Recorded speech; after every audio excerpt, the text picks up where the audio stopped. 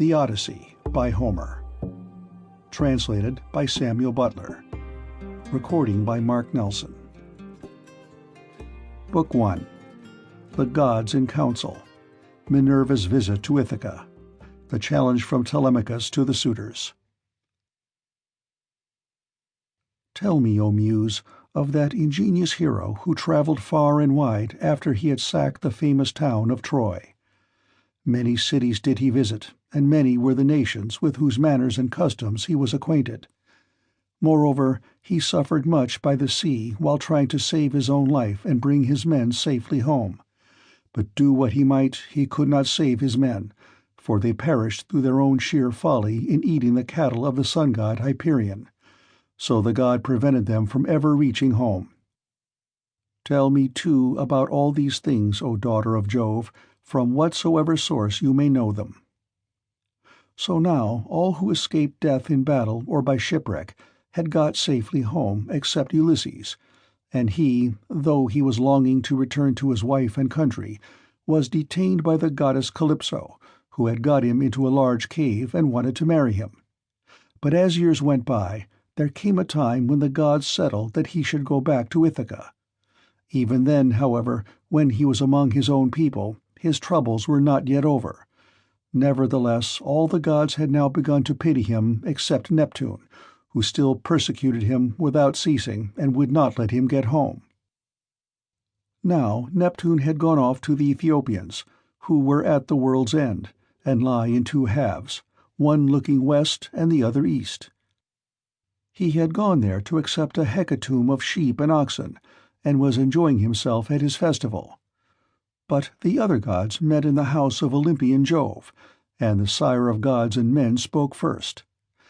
At that moment he was thinking of Aegisthus, who had been killed by Agamemnon's son Orestes, so he said to the other gods, "See now how men lay blame upon us gods for what is after all nothing but their own folly. Look at Aegisthus. He must needs make love to Agamemnon's wife unrighteously and then kill Agamemnon, though he knew it would be the death of him. For I sent Mercury to warn him not to do either of these things, inasmuch as Orestes would be sure to take his revenge when he grew up and wanted to return home. Mercury told him this in all good will, but he would not listen, and now he has paid for everything in full." Then Minerva said, "Father, son of Saturn, king of kings, it served Aegisthus right, and so it would anyone else who does as he did. But Aegisthus is neither here nor there. It is for Ulysses that my heart bleeds, when I think of his sufferings in that lonely sea-girt island, far away, poor man, from all his friends.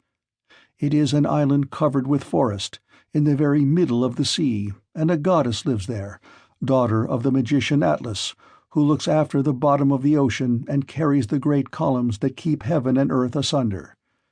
This daughter of Atlas has got hold of poor, unhappy Ulysses, and keeps trying by every kind of blandishment to make him forget his home, so that he is tired of life, and thinks of nothing but how he may once more see the smoke of his own chimneys. You, sir, take no heed of this. And yet, when Ulysses was before Troy, did he not propitiate you with many a burnt sacrifice? Why then should you keep on being so angry with him?" And Jove said, "My child, what are you talking about? How can I forget Ulysses, than whom there is no more capable man on earth, nor more liberal in his offerings to the immortal gods that live in heaven? Bear in mind, however, that Neptune is still furious with Ulysses for having blinded an eye of Polyphemus, king of the Cyclopes. Polyphemus is son to Neptune by the nymph Thoosa, daughter to the sea-king Phorcys. Therefore, though he will not kill Ulysses outright, he torments him by preventing him from getting home. Still, let us lay our heads together and see how we can help him to return. Neptune will then be pacified, for if we are all of a mind, he can hardly stand out against us." And Minerva said, "Father, son of Saturn, king of kings, if then the gods now mean that Ulysses should get home, we should first send Mercury to the Ogygian island to tell Calypso that we have made up our minds and that he is to return." In the meantime, I will go to Ithaca, to put heart into Ulysses' son Telemachus. I will embolden him to call the Achaeans in assembly, and speak out to the suitors of his mother Penelope, who persist in eating up any number of his sheep and oxen. I will also conduct him to Sparta and to Pylos, to see if he can hear anything about the return of his dear father, for this will make people speak well of him." So saying, she bound on her glittering golden sandals imperishable, with which she can fly like the wind over land or sea. She grasped the redoubtable bronze-shod spear, so stout and sturdy and strong, wherewith she quells the ranks of heroes who have displeased her. And down she darted from the topmost summits of Olympus, whereon forthwith she was in Ithaca, at the gateway of Ulysses' house, disguised as a visitor, Mentes, chief of the Taphians, and she held a bronze spear in her hand. There she found the lordly suitors seated on hides of the oxen which they had killed and eaten, and playing draughts in front of the house. Men-servants and pages were bustling about to wait upon them, some mixing wine with water in the mixing bowls, some cleaning down the tables with wet sponges and laying them out again, and some cutting up great quantities of meat. Telemachus saw her long before anyone else did. He was sitting moodily among the suitors, thinking about his brave father, and how he would send them flying out of the house, if he were to come to his own again and be honored as in days gone by. Thus brooding, as he sat among them, he caught sight of Minerva and went straight to the gate, for he was vexed that a stranger should be kept waiting for admittance. He took her right hand in his own, and bade her give him her spear. "Welcome," said he, "to our house, and when you have partaken of food, you shall tell us what you have come for." He led the way as he spoke, and Minerva followed him. When they were within, he took her spear and set it in the spear-stand against a strong bearing-post, along with the many other spears of his unhappy father, and he conducted her to a richly decorated seat under which he threw a cloth of damask. There was a footstool also for her feet, and he set another seat near her for himself, away from the suitors, that she might not be annoyed while eating by their noise and insolence, and that he might ask her more freely about his father. A maidservant then brought them water in a beautiful golden ewer, and poured it into a silver basin for them to wash their hands, and she drew a clean table beside them. An upper servant brought them bread, and offered them many good things of what there was in the house.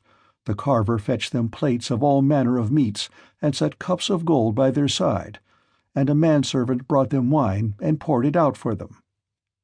Then the suitors came in and took their places on the benches and seats. Forthwith men-servants poured water over their hands, maids went round with the bread-baskets, pages filled the mixing-bowls with wine and water, and they laid their hands upon the good things that were before them. As soon as they had had enough to eat and drink, they wanted music and dancing, which were the crowning embellishments of a banquet. So a servant brought a lyre to Phemius, whom they compelled perforce to sing to them. As soon as he touched his lyre and began to sing, Telemachus spoke low to Minerva, with his head close to hers that no man might hear. "I hope, sir," said he, "that you will not be offended with what I am going to say. Singing comes cheap to those who do not pay for it, and all this is done at the cost of one whose bones lie rotting in some wilderness or grinding to powder in the surf. If these men were to see my father come back to Ithaca, they would pray for longer legs rather than a longer purse, for money would not serve them. But he, alas, has fallen on an ill fate, and even when people do sometimes say that he is coming, we no longer heed them. We shall never see him again. And now, sir, tell me, and tell me true. Who are you, and where do you come from? Tell me of your town and parents, what manner of ship you came in, how your crew brought you to Ithaca, and of what nation they declared themselves to be, for you cannot have come by land. Tell me also truly, for I want to know, are you a stranger to this house, or have you been here in my father's time? In the old days we had many visitors, for my father went about much himself." And Minerva answered, I will tell you truly and particularly all about it. I am Mentes, son of Anchialus, and I am king of the Taphians. I have come here with my ship and crew, on a voyage to men of a foreign tongue, being bound for Temesa, with a cargo of iron, and I shall bring back copper. As for my ship, it lies over yonder off the open country, away from the town, in the harbour Rhythron, under the wooded mountain Neritum. Our fathers were friends before us, as old Laertes will tell you, if you will go and ask him. They say, however, that he never comes to town now, and lives by himself in the country, faring hardly, with an old woman to look after him and get his dinner for him, when he comes in tired from pottering about his vineyard. They told me your father was at home again, and that was why I came, but it seems the gods are still keeping him back, for he is not dead yet, not on the mainland. It is more likely he is on some sea-girt island in mid-ocean, or a prisoner among savages who are detaining him against his will. I am no prophet, and know very little about omens, but I speak as it is borne in upon me from heaven, and assure you that he will not be away much longer, for he is a man of such resource that even though he were in chains of iron, he would find some means of getting home again. But tell me, and tell me true, can Ulysses really have such a fine-looking fellow for a son? You are indeed wonderfully like him about the head and eyes, for we were close friends before he set sail for Troy, where the flower of all the Argives went also. Since that time we have never either of us seen the other. My mother, answered Telemachus, tells me I am son to Ulysses, but it is a wise child that knows his own father. Would that I were son to one who had grown old upon his own estates, for since you ask me, there is no more ill-starred man under heaven than he who they tell me is my father. And Minerva said, There is no fear of your race dying out yet, while Penelope has such a fine son as you are. But tell me, and tell me true, what is the meaning of all this feasting, and who are these people? What is it all about? Have you some banquet, or is there a wedding in the family? For no one seems to be bringing any provisions of his own. And the guests, how atrociously they are behaving! What riot they make over the whole house! It is enough to disgust any respectable person who comes near them. Sir, said Telemachus, as regards your question, so long as my father was here, it was well with us and with the house. But the gods in their displeasure have willed it otherwise, and have hidden him away more closely than mortal man was ever yet hidden. I could have borne it better, even though he were dead, if he had fallen with his men before Troy, or had died with his friends around him when the days of his fighting were done. For then the Achaeans would have built a mound over his ashes, and I should myself have been heir to his renown. But now the storm winds have spirited him away we know not whither. He is gone without leaving so much as a trace behind him, and I inherit nothing but dismay. Nor does the matter end simply with grief for the loss of my father. Heaven has laid sorrows upon me of yet another kind. For the chiefs from all our islands, Dulichium, Same, and the woodland island of Zacynthus, as also all the principal men of Ithaca itself, are eating up my house under the pretext of paying their court to my mother, who will neither point-blank say that she will not marry, nor yet bring matters to an end. So they are making havoc of my estate, and before long will do so also with myself. Is that so? Exclaimed Minerva. Then you indeed want Ulysses home again. Give him his helmet, shield, and a couple of lances, and if he is the man he was when I first knew him in our house, drinking and making merry, he would soon lay his hands about these rascally suitors, were he to stand once more upon his own threshold. He was then coming from Ephyra, where he had been to beg poison for his arrows from Ilus, son of Murmerus. Ilus feared the ever-living gods, and would not give him any, but my father let him have some, for he was very fond of him. If Ulysses is the man he then was, these suitors will have a short shrift and a sorry wedding. But there, it rests with heaven to determine whether he is to return, and take his revenge in his own house or no. I would, however, urge you to set about trying to get rid of these suitors at once. Take my advice. Call the Achaean heroes in assembly tomorrow morning. Lay your case before them, and call heaven to bear you witness. Bid the suitors take themselves off, each to his own place, and if your mother's mind is set on marrying again, let her go back to her father, who will find her a husband and provide her with all the marriage gifts that so dear a daughter may expect. As for yourself, let me prevail upon you to take the best ship you can get, with a crew of 20 men, and go in quest of your father, who has so long been missing.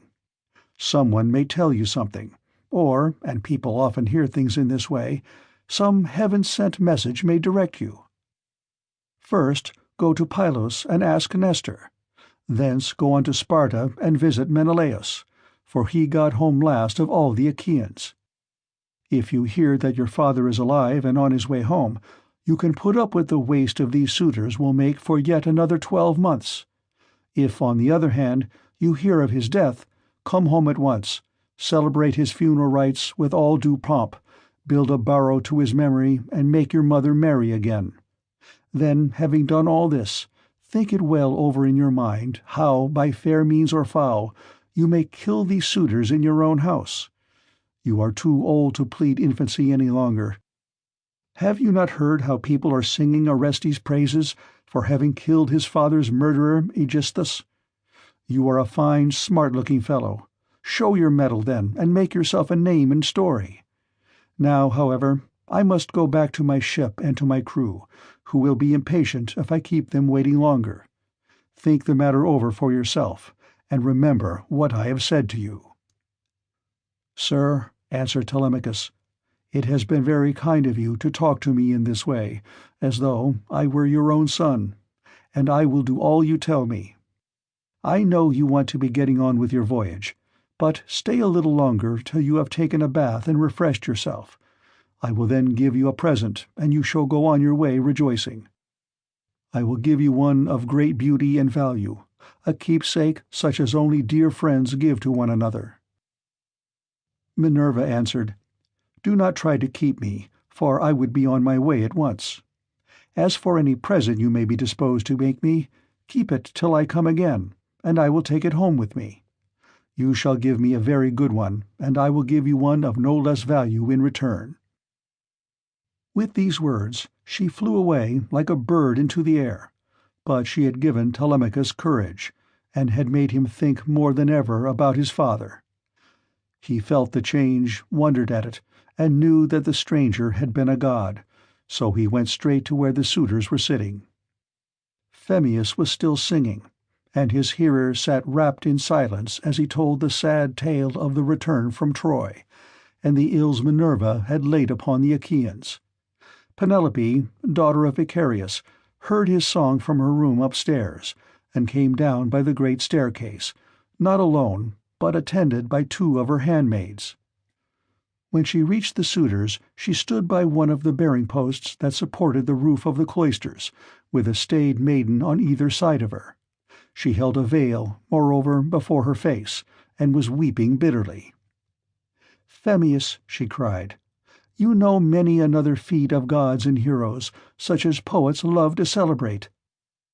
Sing the suitors some one of these, and let them drink their wine in silence, but cease this sad tale, for it breaks my sorrowful heart, and reminds me of my lost husband, whom I mourn ever without ceasing, and whose name was great all over Hellas and middle Argos." "Mother," answered Telemachus, "let the bard sing what he has a mind to. Bards do not make the ills they sing of. It is Jove, not they, who makes them, and who sends weal or woe upon mankind according to his own good pleasure. This fellow means no harm by singing the ill-fated return of the Danaans, for people always applaud the latest songs most warmly. Make up your mind to it and bear it. Ulysses is not the only man who never came back from Troy, but many another went down as well as he. Go, then, within the house and busy yourself with your daily duties, your loom, your distaff, and the ordering of your servants.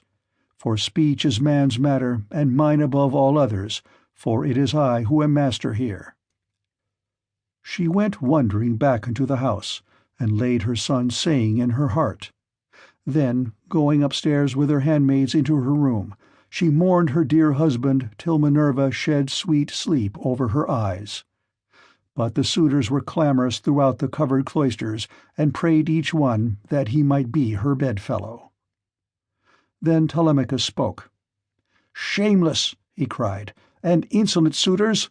Let us feast at our pleasure now, and let there be no brawling, for it is a rare thing to hear a man with such a divine voice as Phemius has. But in the morning meet me in full assembly, that I may give you formal notice to depart, and feast at one another's houses, turn and turn about, at your own cost. If, on the other hand, you choose to persist in sponging upon one man, heaven help me, but Jove shall reckon with you in full, and when you fall in my father's house there shall be no man to avenge you." The suitors bit their lips as they heard him, and marveled at the boldness of his speech. Then Antinous, son of Eupeithes, said, "The gods seem to have given you lessons in bluster and tall talking. May Jove never grant you to be chief in Ithaca, as your father was before you." Telemachus answered, "Antinous, do not chide with me, but God willing, I will be chief too if I can. Is this the worst fate you can think of for me? It is no bad thing to be a chief, for it brings both riches and honor. Still, now that Ulysses is dead, there are many great men in Ithaca, both old and young, and some other may take the lead among them. Nevertheless, I will be chief in my own house, and will rule those whom Ulysses has won for me." Then Eurymachus, son of Polybus, answered, "It rests with heaven to decide who shall be chief among us, but you shall be master in your own house and over your own possessions. No one, while there is a man in Ithaca, shall do you violence nor rob you. And now, my good fellow, I want to know about this stranger. What country does he come from? Of what family is he, and where is his estate? Has he brought you news about the return of your father, or was he on business of his own?" He seemed a well-to-do man, but he hurried off so suddenly that he was gone in a moment before we could get to know him. "My father is dead and gone," answered Telemachus, "and even if some rumor reaches me, I put no more faith in it now. My mother does indeed sometimes send for a soothsayer and question him, but I give his prophesyings no heed. As for the stranger, he was Mentes, son of Anchialus, chief of the Taphians, an old friend of my father's." But in his heart he knew that it had been the goddess. The suitors then returned to their singing and dancing until the evening, but when night fell upon their pleasuring, they went home to bed each in his own abode. Telemachus's room was high up in a tower that looked on to the outer court. Hither then he hied, brooding and full of thought. A good old woman, Euryclea, daughter of Ops, the son of Pisenor, went before him with a couple of blazing torches. Laertes had bought her with his own money when she was quite young. He gave the worth of 20 oxen for her, and showed as much respect to her in his household as he did to his own wedded wife, but he did not take her to his bed, for he feared his wife's resentment. She it was who now lighted Telemachus to his room, and she loved him better than any of the other women in the house did, for she had nursed him when he was a baby. He opened the door of his bedroom and sat down upon the bed. As he took off his shirt, he gave it to the good old woman, who folded it tidily up and hung it for him over a peg by his bedside, after which she went out, pulled the door to by a silver catch, and drew the bolt home by means of the strap. But Telemachus, as he lay covered with a woolen fleece, kept thinking all night through of his intended voyage and of the counsel that Minerva had given him. End of Book 1.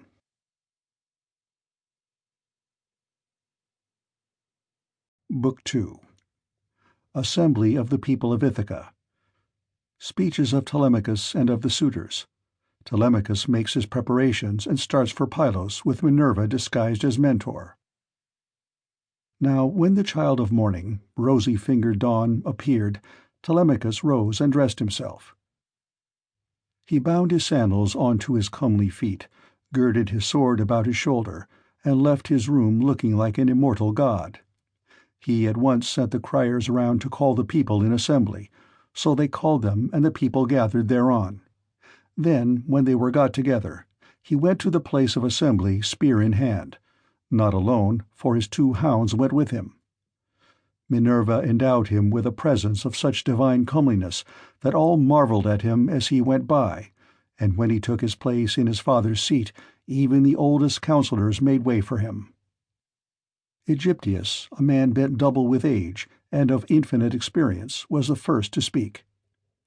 His son Antiphus had gone with Ulysses to Ilius, land of noble steeds, but the savage Cyclops had killed him when they were all shut up in the cave, and had cooked his last dinner for him. He had 3 sons left, of whom 2 still worked on their father's land, while the third, Eurynomus, was one of the suitors. Nevertheless, their father could not get over the loss of Antiphus, and was still weeping for him when he began his speech. "Men of Ithaca," he said, "hear my words. From the day Ulysses left us, there has been no meeting of our counselors until now. Who then can it be, whether old or young, that finds it so necessary to convene us? Has he got wind of some host approaching, and does he wish to warn us, or would he speak upon some other matter of public moment? I am sure he is an excellent person, and I hope Jove will grant him his heart's desire." Telemachus took this speech as of good omen and rose at once, for he was bursting with what he had to say. He stood in the middle of the assembly, and the good herald Pisanor brought him his staff. Then, turning to Aegyptius, "Sir," he said, "it is I, as you will shortly learn, who have convened you, for it is I who am the most aggrieved. I have not got wind of any host approaching about which I would warn you, nor is there any matter of public moment on which I would speak.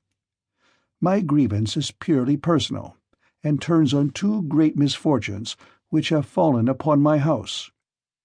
The first of these is the loss of my excellent father, who is chief among all you here present, and was like a father to every one of you. The second is much more serious, and ere long will be the utter ruin of my estate. The sons of all the chief men among you are pestering my mother to marry them against her will. They are afraid to go to her father Icarius, asking him to choose the one he likes best, and to provide marriage gifts for his daughter, but day by day they keep hanging about my father's house, sacrificing our oxen, sheep, and fat goats for their banquets, and never giving so much as a thought to the quantity of wine they drink. No estate can stand such recklessness. We have now no Ulysses to ward off harm from our doors, and I cannot hold my own against them. I shall never all my days be as good a man as he was. Still, I would indeed defend myself if I had power to do so, for I cannot stand such treatment any longer. My house is being disgraced and ruined. Have respect, therefore, to your own consciences and to public opinion. Fear, too, the wrath of heaven, lest the gods should be displeased and turn upon you.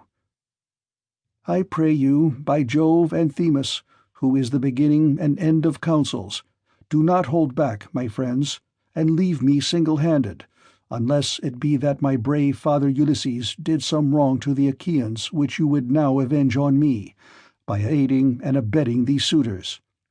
Moreover, if I am to be eaten out of house and home at all, I had rather you did the eating yourselves, for I could then take action against you to some purpose, and serve you with notices from house to house till I got paid in full, whereas now I have no remedy." With this, Telemachus dashed his staff to the ground and burst into tears. Everyone was very sorry for him, but they all sat still, and no one ventured to make him an angry answer, only Antinous, who spoke thus: "Telemachus, insolent braggart that you are, how dare you try to throw the blame upon us suitors? It is your mother's fault, not ours, for she is a very artful woman. This 3 years past, and close on 4, she had been driving us out of our minds, by encouraging each one of us, and sending him messages without meaning one word of what she says. and then there was that trick she played on us. She set up a great timber frame in her room, and began to work on an enormous piece of fine needlework. 'Sweetheart,' said she, 'Ulysses is indeed dead. Still do not press me to marry again immediately.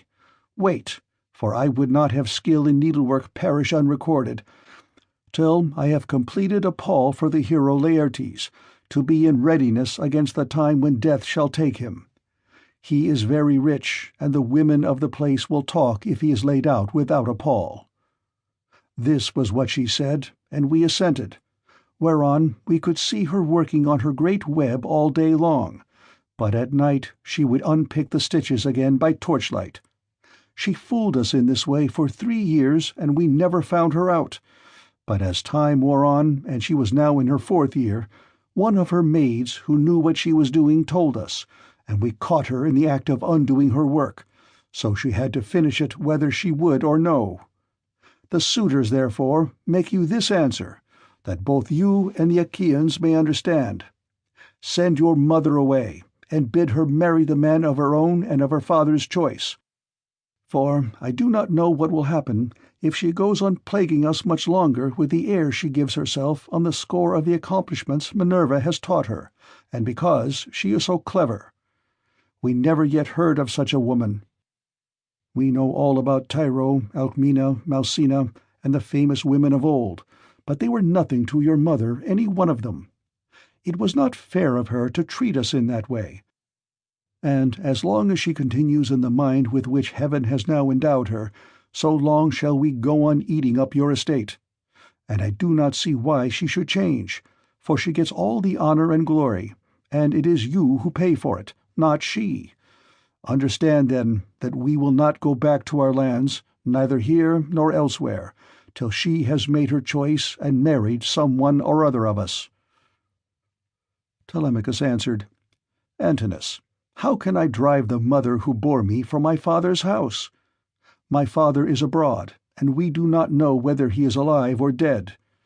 It will be hard on me if I have to pay Icarius the large sum which I must give him if I insist on sending his daughter back to him.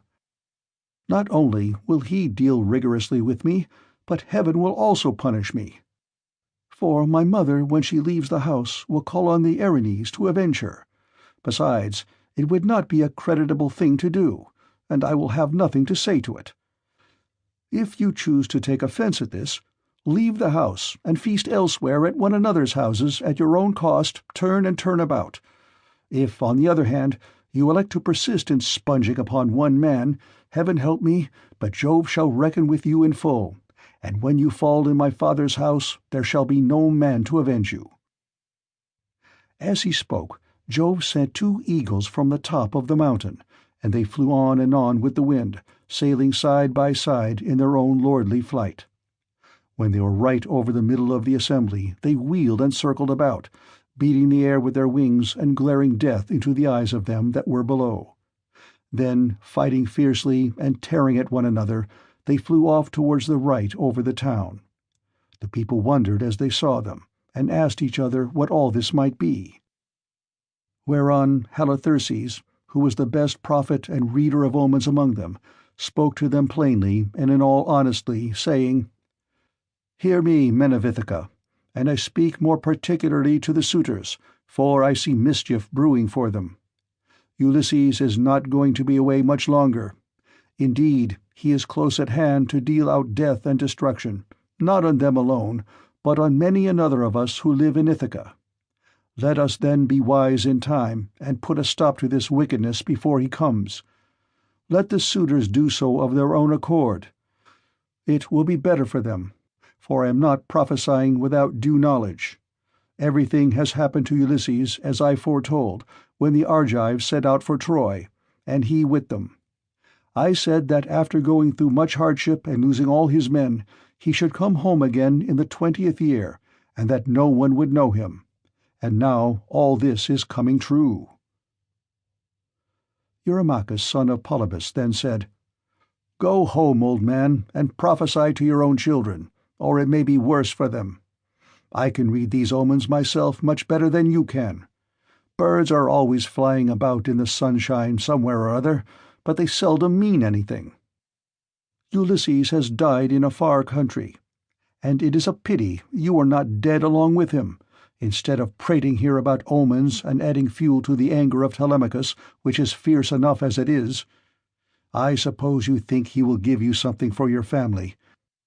But I tell you, and it shall surely be, when an old man like you, who should know better, talks a young one over till he becomes troublesome, in the first place, his young friend will only fare so much the worse. He will take nothing by it, for the suitors will prevent this.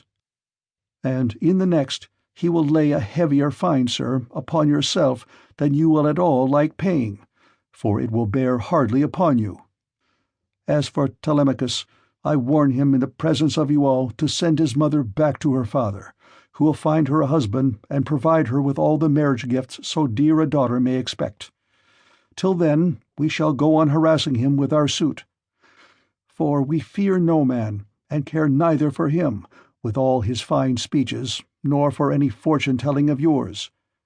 You may preach as much as you please, but we shall only hate you the more.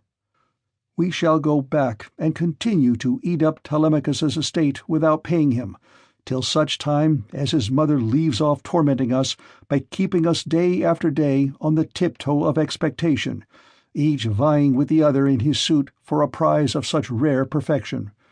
Besides, we cannot go after the other women whom we should marry in due course, but for the way in which she treats us." Then Telemachus said, "Eurymachus, and you other suitors, I shall say no more, and entreat you no further, for the gods and the people of Ithaca now know my story. Give me then a ship and a crew of 20 men to take me hither and thither, and I will go to Sparta and to Pylos in quest of my father, who has so long been missing. Some one may tell me something, or, and people often hear things in this way, some heaven-sent message may direct me. If I can hear of him as alive and on his way home, I will put up with the waste you suitors will make for yet another 12 months. If, on the other hand, I hear of his death, I will return at once, celebrate his funeral rites with all due pomp, build a barrow to his memory, and make my mother marry again." With these words he sat down, and Mentor, who had been a friend of Ulysses, and had been left in charge of everything with full authority over the servants, rose to speak. He then, plainly and in all honesty, addressed them thus: "Hear me, men of Ithaca. I hope that you may never have a kind and well-disposed ruler any more, nor one who will govern you equitably. I hope that all your chiefs henceforward may be cruel and unjust, for there is not one of you but has forgotten Ulysses, who ruled you as though he were your father. I am not half so angry with the suitors, for if they choose to do violence in the naughtiness of their hearts, and wager their heads that Ulysses will not return, they can take the high hand and eat up his estate.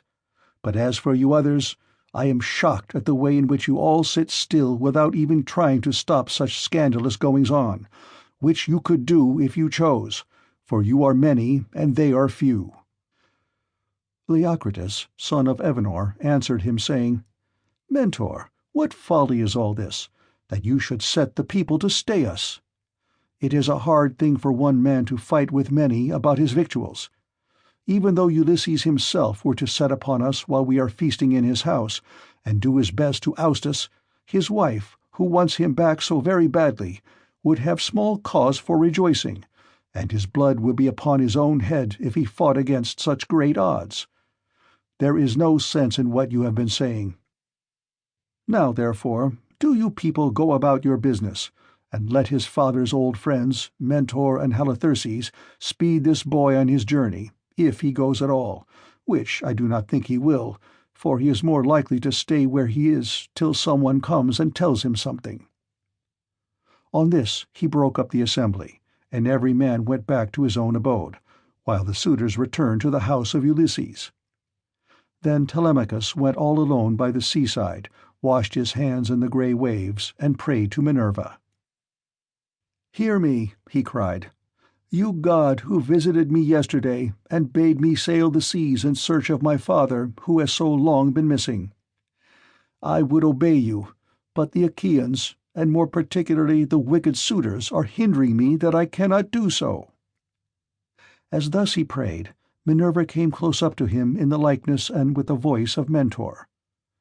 "Telemachus," said she, "if you are made of the same stuff as your father, you will be neither fool nor coward henceforward, for Ulysses never broke his word nor left his work half done. If then you take after him, your voyage will not be fruitless, but unless you have the blood of Ulysses and of Penelope in your veins, I see no likelihood of your succeeding. Sons are seldom as good men as their fathers. They are generally worse, not better. Still, as you are not going to be either fool or coward henceforward, and are not entirely without some share of your father's wise discernment, I look with hope upon your undertaking. But mind you, never make common cause with any of those foolish suitors, for they have neither sense nor virtue, and give no thought to death and to the doom that will shortly fall on one and all of them, so that they shall perish on the same day. As for your voyage, it shall not be long delayed. Your father was such an old friend of mine that I will find you a ship, and will come with you myself. Now, however, return home, and go about among the suitors. Begin getting provisions ready for your voyage. See everything well stowed, the wine in jars, and the barley meal, which is the staff of life, in leathern bags, while I go round the town and beat up volunteers at once.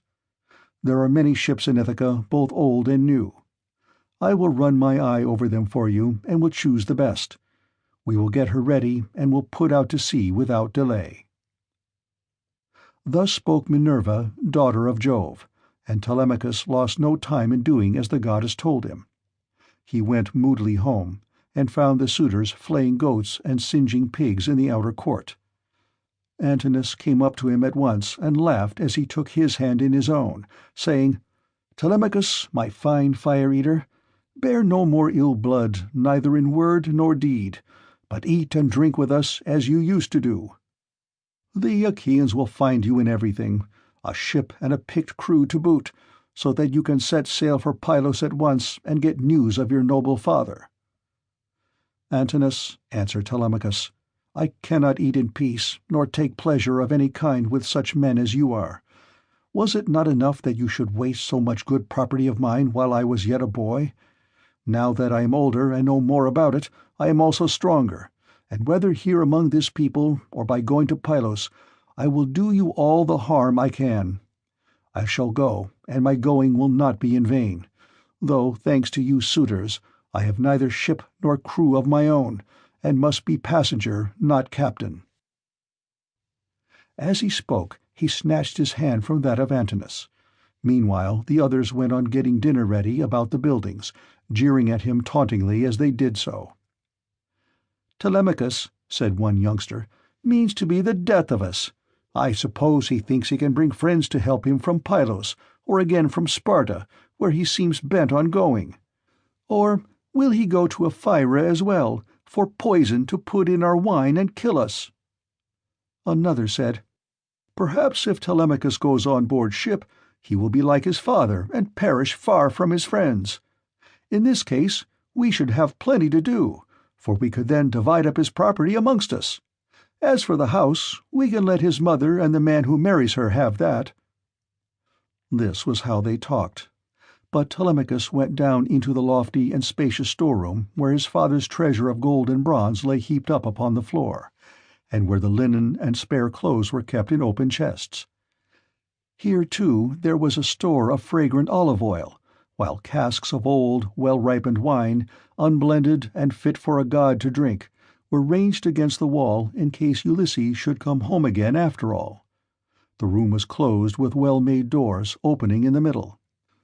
Moreover, the faithful old housekeeper Euryclea, daughter of Ops, the son of Pisenor, was in charge of everything both night and day.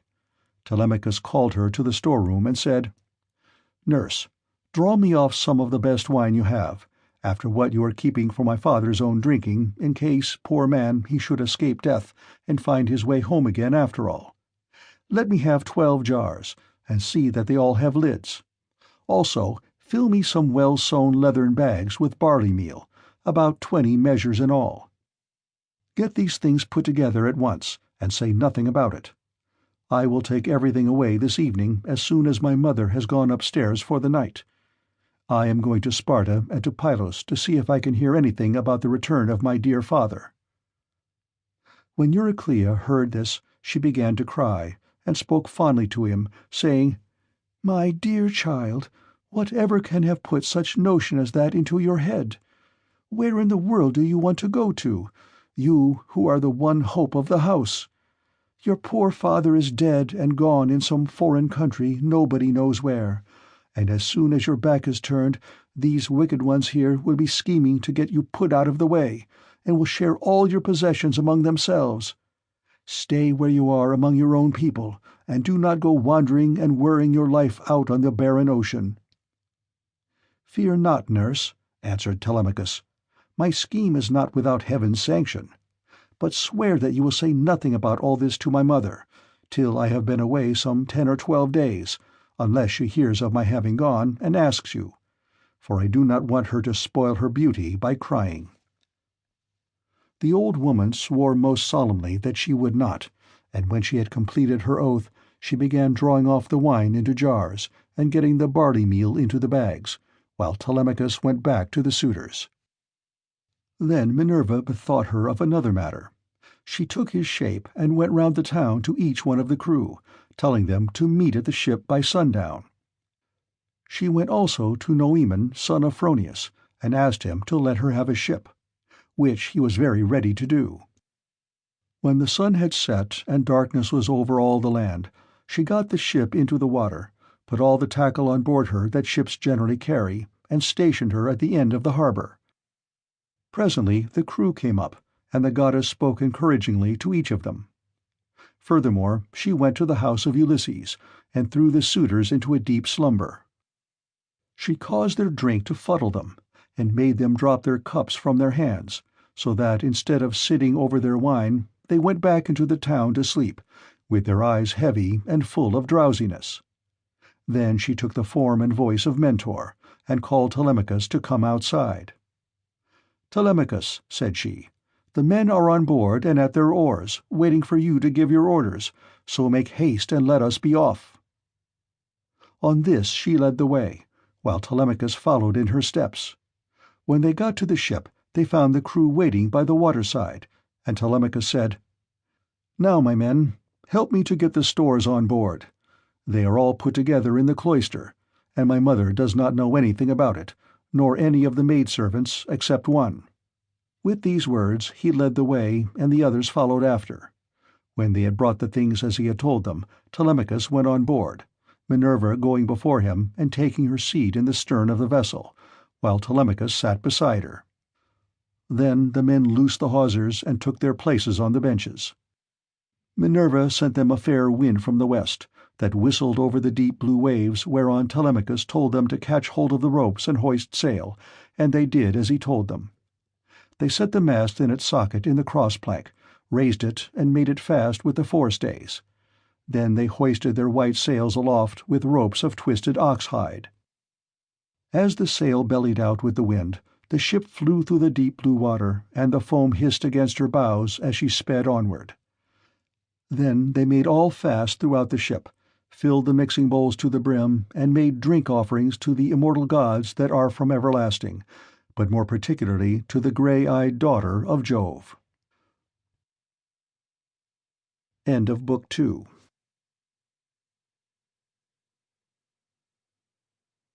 Book 3. Telemachus visits Nestor at Pylos. Thus, then, the ship sped on her way through the watches of the night from dark till dawn. But as the sun was rising from the fair sea into the firmament of heaven to shed light on mortals and immortals, they reached Pylos, the city of Neleus. Now the people of Pylos were gathered on the seashore to offer sacrifice of black bulls to Neptune, lord of the earthquake. There were 9 guilds with 500 men in each, and there were 9 bulls to each guild. As they were eating the inward meats and burning the thigh bones on the embers in the name of Neptune, Telemachus and his crew arrived, furled their sails, brought their ship to anchor, and went ashore. Minerva led the way, and Telemachus followed her. Presently she said, "Telemachus, you must not be in the least shy or nervous. You have taken this voyage to try and find out where your father is buried and how he came by his end. So go straight up to Nestor, that we may see what he has got to tell us. Beg of him to speak the truth, and he will tell no lies, for he is an excellent person." "But how, Mentor," replied Telemachus, "dare I go up to Nestor, and how am I to address him? I have never been used to holding long conversations with people, and am ashamed to begin questioning one who is so much older than myself." "Some things, Telemachus," answered Minerva, "will be suggested to you by your own instinct, and heaven will prompt you further. For I am assured that the gods have been with you from the time of your birth until now." She then went quickly on, and Telemachus followed in her steps till they reached the place where the guilds of the Pylian people were assembled. There they found Nestor sitting with his sons, while his company round him were busy getting dinner ready, and putting pieces of meat onto the spits while other pieces were cooking. When they saw the strangers, they crowded round them, took them by the hand, and bade them take their places. Nestor's son, Pisistratus, at once offered his hand to each of them, and seated them on some soft sheepskins that were lying on the sands near his father and his brother Thrasymedes. Then he gave them their portions of the inward meats, and poured wine for them into a golden cup, handing it to Minerva first, and saluting her at the same time. "Offer a prayer, sir," said he, "to King Neptune, for it is his feast that you are joining. When you have duly prayed and made your drink-offering, pass the cup to your friend that he may do so also. I doubt not that he too lifts his hands in prayer, for men cannot live without God in the world. Still, he is younger than you are, and is much of an age with myself, so I will give you the precedence." As he spoke, he handed her the cup. Minerva thought it very right and proper of him to have given it to herself first. She accordingly began praying heartily to Neptune. "O thou," she cried, "that circlest the earth, vouchsafe to grant the prayers of thy servants that call upon thee. More especially, we pray thee send down thy grace on Nestor and on his sons. Thereafter also make the rest of the Pylian people some handsome return for their goodly hecatomb they are offering you. Lastly, grant Telemachus and myself a happy issue, in respect of the matter that has brought us in our ship to Pylos." When she had thus made an end of praying, she handed the cup to Telemachus, and he prayed likewise. By and by, when the outer meats were roasted and had been taken off the spits, the carvers gave every man his portion, and they all made an excellent dinner. As soon as they had had enough to eat and drink, Nestor, knight of Gerene, began to speak. "Now," said he, "that our guests have done their dinner, it will be best to ask them who they are. Who then, sir strangers, are you, and from what port have you sailed? Are you traders? Or do you sail the seas as rovers, with your hand against every man, and every man's hand against you?" Telemachus answered boldly, for Minerva had given him courage to ask about his father and get himself a good name. "Nestor," said he, "son of Neleus, honour to the Achaean name, you ask whence we come, and I will tell you. We come from Ithaca under Neritum, and the matter about which I would speak is of private, not public import. I seek news of my unhappy father Ulysses, who is said to have sacked the town of Troy in company with yourself. We know what fate befell each one of the other heroes who fought at Troy, but as regards Ulysses, heaven has hidden from us the knowledge even that he is dead at all, for no one can certify us in what place he perished, nor say whether he fell in battle, on the mainland, or was lost at sea amid the waves of Amphitrite. Therefore I am suppliant at your knees, if haply you may be pleased to tell me of his melancholy end, whether you saw it with your own eyes, or heard it from some other traveller, for he was a man born to trouble. Do not soften things out of any pity for me, but tell me in all plainness exactly what you saw. If my brave father Ulysses ever did you loyal service, either by word or deed, when you Achaeans were harassed among the Trojans, bear it in mind now as in my favour, and tell me truly all." "My friend," answered Nestor, "you recall a time of much sorrow to my mind, For the brave Achaeans suffered much both at sea, while privateering under Achilles, and when fighting before the great city of King Priam.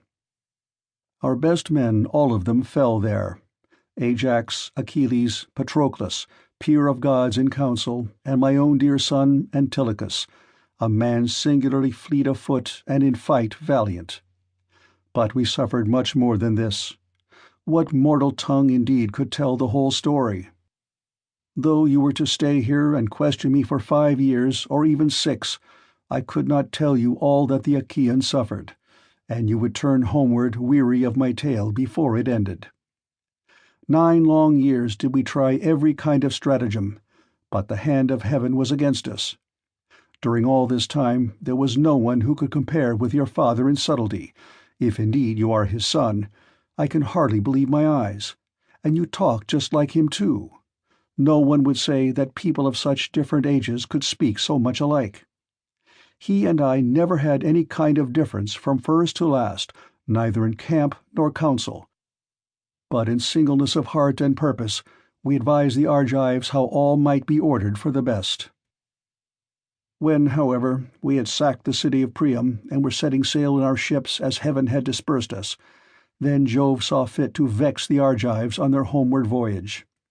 For they had not all been either wise or understanding, and hence many came to a bad end through the displeasure of Jove's daughter Minerva, who brought about a quarrel between the 2 sons of Atreus. The sons of Atreus called a meeting which was not as it should be, for it was sunset and the Achaeans were heavy with wine.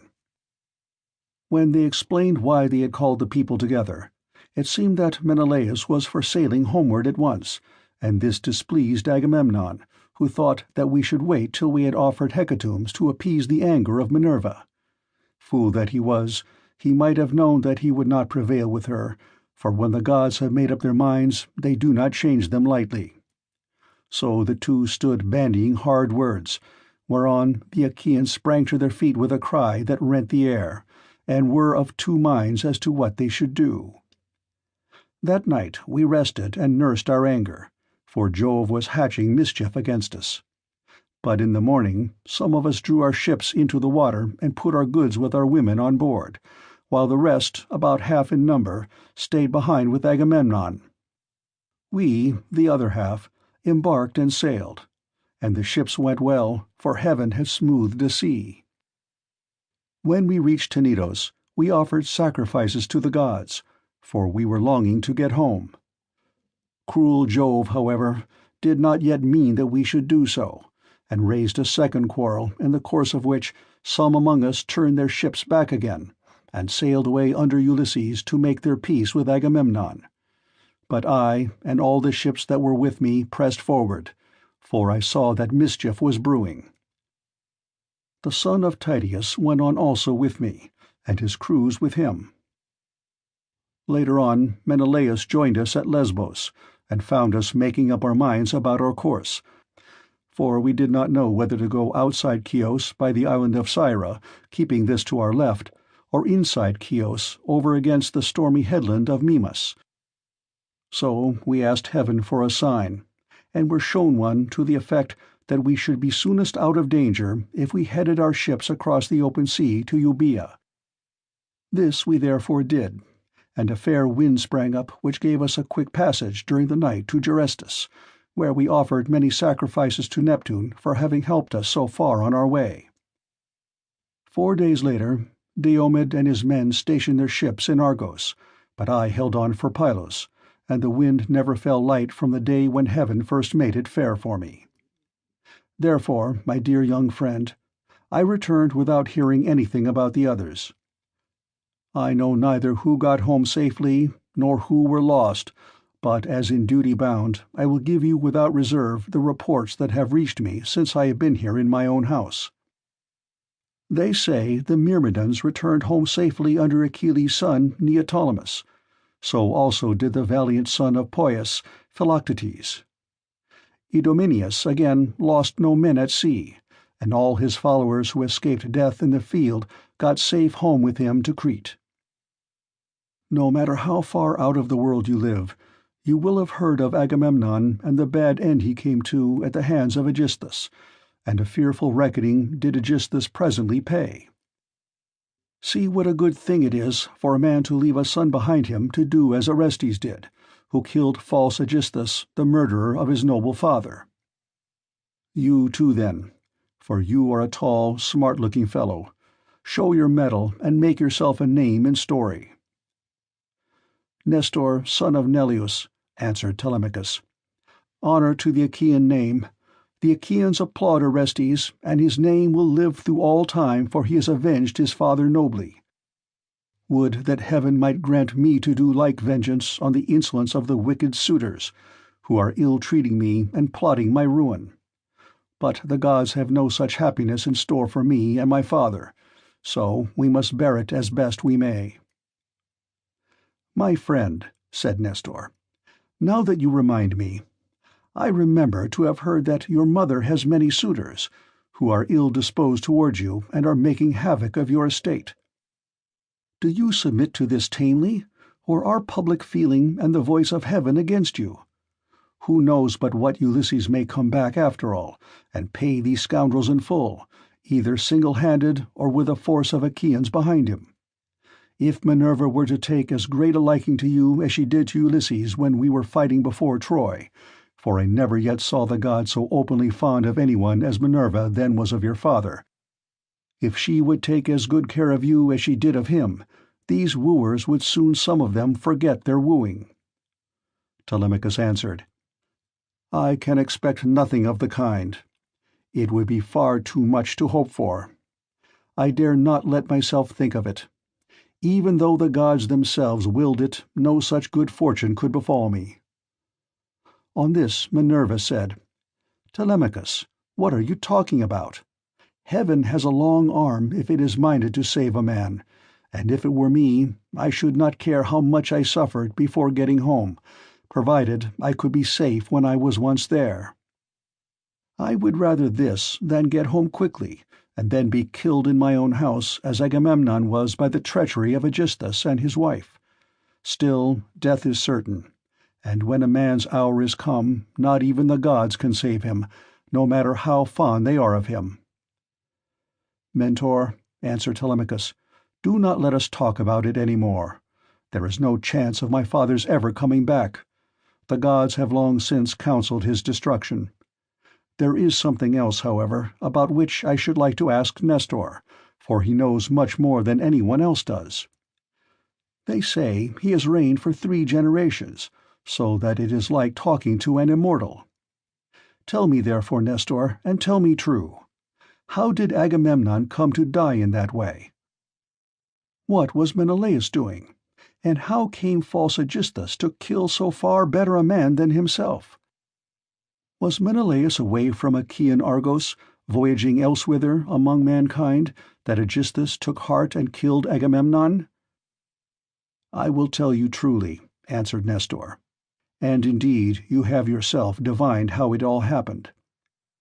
If Menelaus, when he got back from Troy, had found Aegisthus still alive in his house, there would have been no barrow heaped up for him, not even when he was dead, but he would have been thrown outside the city to dogs and vultures, and not a woman would have mourned him, for he had done a deed of great wickedness.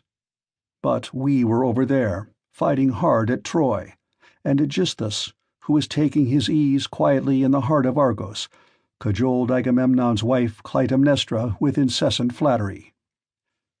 At first she would have nothing to do with his wicked scheme, for she was of a good natural disposition. Moreover, there was a bard with her, to whom Agamemnon had given strict orders on setting out for Troy, that he was to keep guard over his wife. But when heaven had counseled her destruction, Aegisthus carried this bard off to a desert island and left him there for crows and seagulls to batten upon, after which she went willingly enough to the house of Aegisthus. Then he offered many burnt sacrifices to the gods, and decorated many temples with tapestries and gilding, for he had succeeded far beyond his expectations. Meanwhile, Menelaus and I were on our way home from Troy, on good terms with one another. When we got to Sunium, which is the point of Athens, Apollo, with his painless shafts, killed Phrontis, the steersman of Menelaus' ship, and never man knew better how to handle a vessel in rough weather, so that he died then and there with the helm in his hand, and Menelaus, though very anxious to press forward, had to wait in order to bury his comrade and give him his due funeral rites. Presently, when he too could put to sea again, and had sailed on as far as the Malian heads, Jove counselled evil against him and made it blow hard till the waves ran mountains high. Here he divided his fleet and took the one half towards Crete, where the Sidonians dwell round about the waters of the river Iardanus. There is a high headland hereabouts stretching out into the sea from a place called Gortyn, and all along this part of the coast as far as Festus the sea runs high when there is a south wind blowing. But after Festus the coast is more protected, for a small headland can make a great shelter. Here this part of the fleet was driven onto the rocks and wrecked, but the crews just managed to save themselves. As for the other 5 ships, they were taken by winds and seas to Egypt, where Menelaus gathered much gold and substance among people of an alien speech. Meanwhile Aegisthus here at home plotted his evil deed. For 7 years after he had killed Agamemnon, he ruled in Mycena, and the people were obedient under him. But in the 8th year Orestes came back from Athens to be his bane, and killed the murderer of his father. Then he celebrated the funeral rites of his mother and of false Aegisthus by a banquet to the people of Argos, and on that very day Menelaus came home, with as much treasure as his ships could carry. Take my advice, then, and do not go traveling about for long so far from home, nor leave your property with such dangerous people in your house. They will eat up everything you have among them, and you will have been on a fool's errand. Still, I should advise you by all means to go and visit Menelaus, who has lately come off a voyage among such distant people as no man could ever hope to get back from, when the winds had once carried him so far out of his reckoning. Even birds cannot fly the distance in a 12-month, so vast and terrible are the seas that they must cross. Go to him, therefore, by sea, and take your own men with you.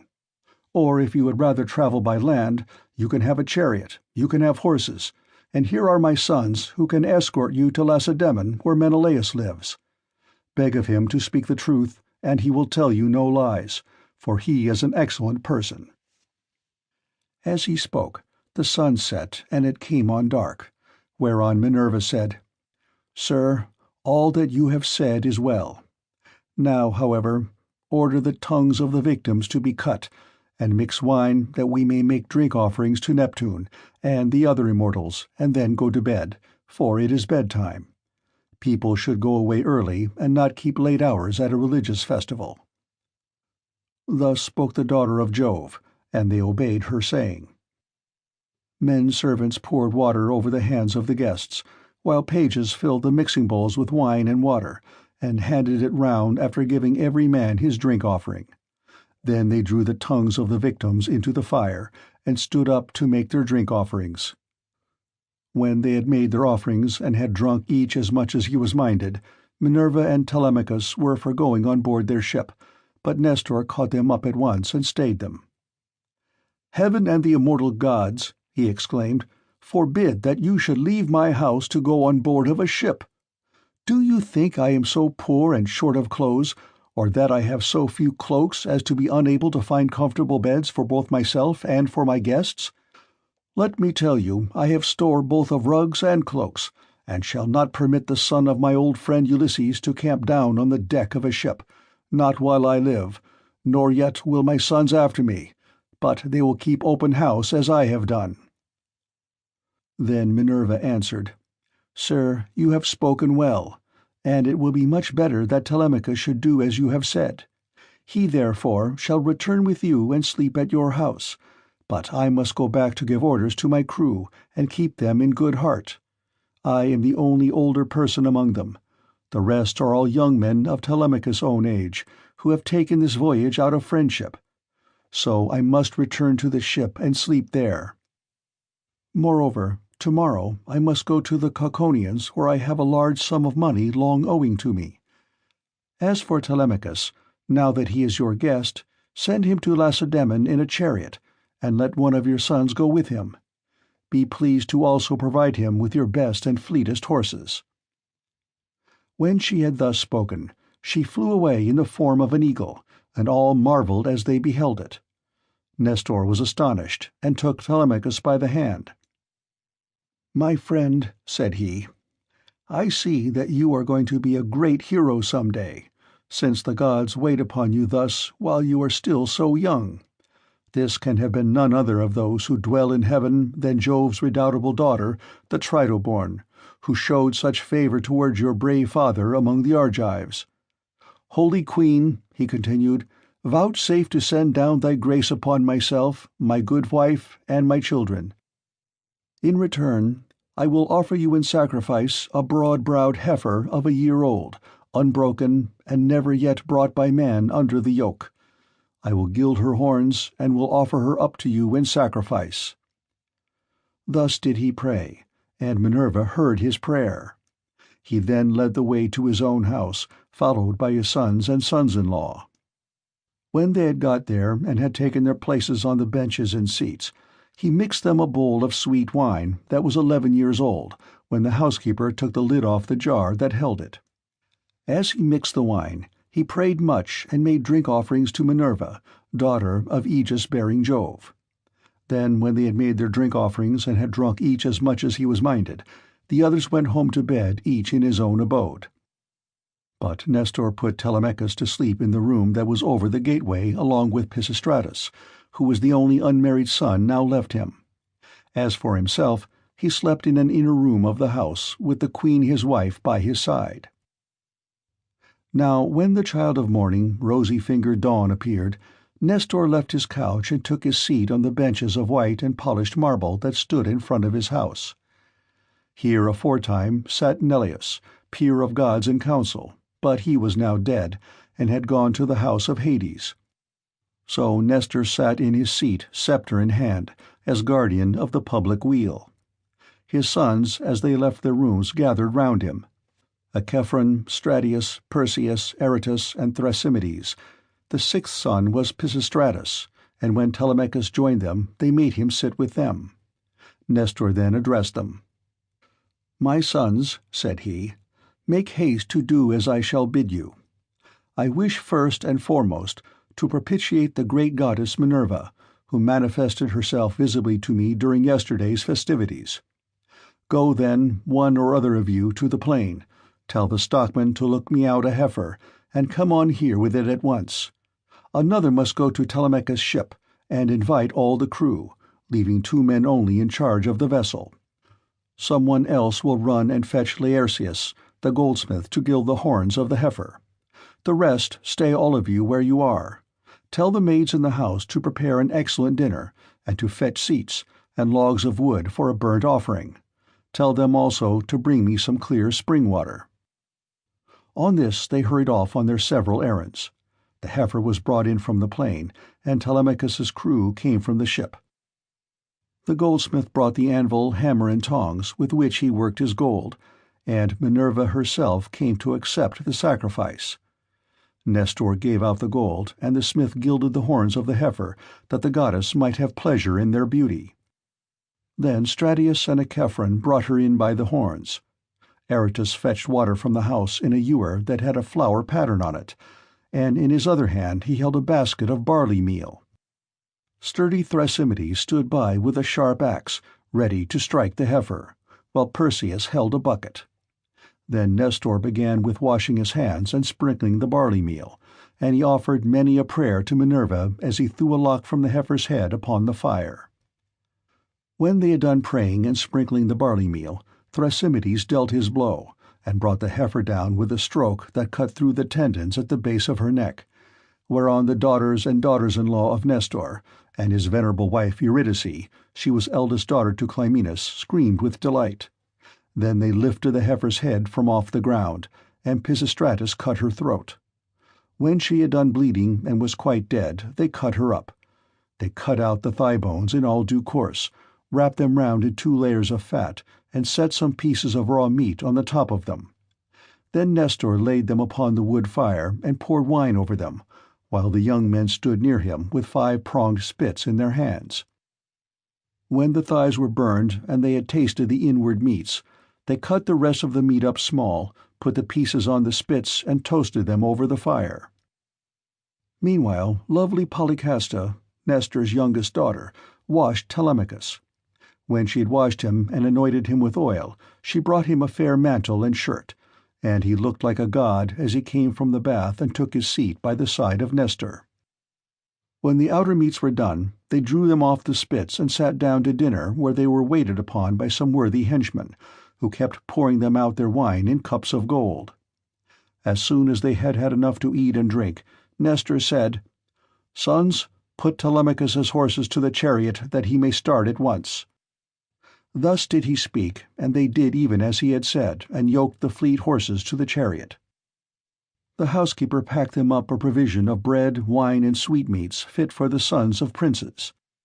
Then Telemachus got into the chariot, while Pisistratus gathered up the reins and took his seat beside him. He lashed the horses on, and they flew forward nothing loth into the open country, leaving the high citadel of Pylos behind them. All that day did they travel, swaying the yoke upon their necks till the sun went down and darkness was over all the land. Then they reached Pheræ, where Diocles lived, who was son to Ortilochus and grandson to Alpheus. Here they passed the night, and Diocles entertained them hospitably. When the child of morning, rosy-fingered dawn, appeared, they again yoked their horses and drove out through the gateway under the echoing gatehouse. Pisistratus lashed the horses on, and they flew forward nothing loth. Presently they came to the cornlands of the open country, and in the course of time completed their journey, so well did their steeds take them. End of Book 3.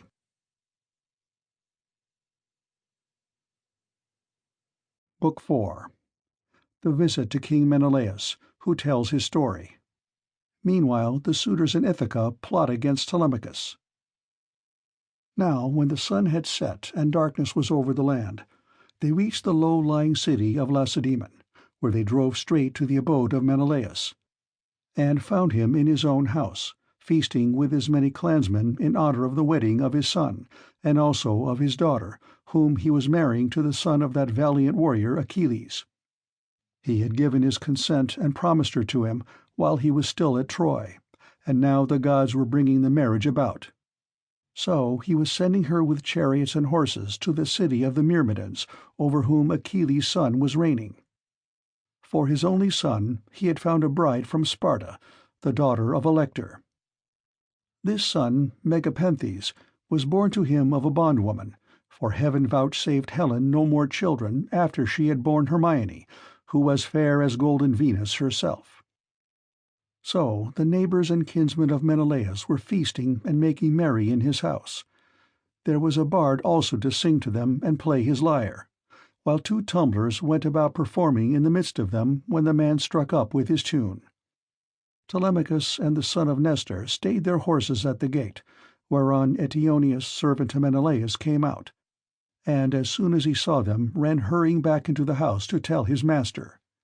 He went close up to him and said, "Menelaus, there are some strangers come here, 2 men, who look like sons of Jove. What are we to do? Shall we take their horses out, or tell them to find friends elsewhere as best they can?" Menelaus was very angry, and said, "Eteoneus, son of Bethus, you never used to be a fool, but now you talk like a simpleton. Take their horses out, of course, and show the strangers in that they may have supper. You and I stayed often enough at other people's houses before we got back here, where heaven grant that we may rest in peace henceforward." So Eteoneus bustled back and bade the other servants come with him. They took their sweating steeds from under the yoke, made them fast to the mangers, and gave them a feed of oats and barley mixed. Then they leaned the chariot against the end wall of the courtyard, and led the way into the house. Telemachus and Pisistratus were astonished when they saw it, for its splendor was as that of the sun and moon. Then, when they had admired everything to their heart's content, they went into the bathroom and washed themselves. When the servants had washed them and anointed them with oil, they brought them woolen cloaks and shirts, and the 2 took their seats by the side of Menelaus. A maidservant brought them water in a beautiful golden ewer, and poured it into a silver basin for them to wash their hands, and she drew a clean table beside them. An upper servant brought them bread, and offered them many good things of what there was in the house, while the carver fetched them plates of all manner of meats and set cups of gold by their side. Menelaus then greeted them, saying, "Fall to and welcome. When you have done supper, I shall ask you who you are, for the lineage of such men as you